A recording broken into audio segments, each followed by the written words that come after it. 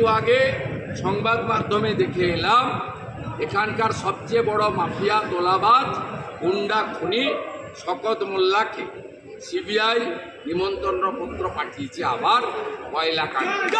সমস্ত চোরাই কয়লা সুন্দরবন এবং দক্ষিণ উত্তর 24 পরগনার ভাটাতে শকত মোল্লা সাপ্লাই করেছিল কয়লাতে, এটা প্রমাণিত। তাই আপনাদের উচিত ও যেখানেই থাকুক, ভাইপোর বাড়িতে বা পিসির বাড়িতে, চুলের মুঠি ধরে কেষ্টমণ্ডলের মতো ওকে তুলে নিয়ে গিয়ে গারদের মধ্যে পড়া। যদি এটা করতে পারেন, সিবিআইয়ের সুনাম বৃদ্ধি পাবে এবং ভাঙড় সহ সমগ্র এই এলাকায় গণতন্ত্র প্রতিষ্ঠা হবে। মরে যাব তবু তৃণমূল ছেড়ে যাব না।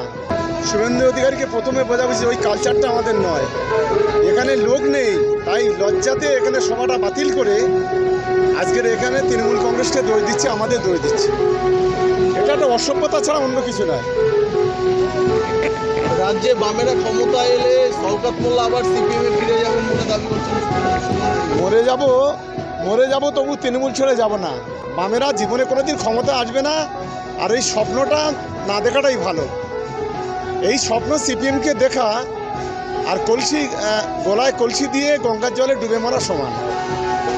শুভেন্দু অধিকারী দাবি করছেন আরএসএস না থাকলে 2011 সালে তৃণমূল ক্ষমতায় আসতো না। ও তখন নিশ্চিতভাবে তখন তৃণমূল কংগ্রেসে থেকে নিশ্চিতভাবে তাহলে আরএসএসের সঙ্গে যোগাযোগ ছিল, না হলে এই ধরনের কথা বলতে পারে? এই অসভ্যতা নোংরামি আর কতদিন করবে?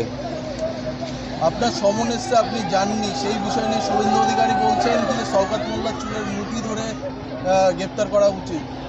শওকত মোল্লা ঠিক সময় হলে চলে যাবে, ওটা শুভেন্দু অধিকারীকে কৈফিয়ত দেবে না। ভাঙড়ে সিপিএমের থেকে আইএসএফ বেশি ভোট পাবে বলে দাবি করলেন শুভেন্দু অধিকারী। লজ্জা থাকা উচিত, নিজের কথা না বলে আইএসএফের কোলকে তামাক খাচ্ছে। এটাই তো বিজেপি আর আইএসএফ যে একসঙ্গে পিছন দিক থেকে যে জাপটাজাপটি করছে, এটা তার সবচাইতে বড় প্রমাণ।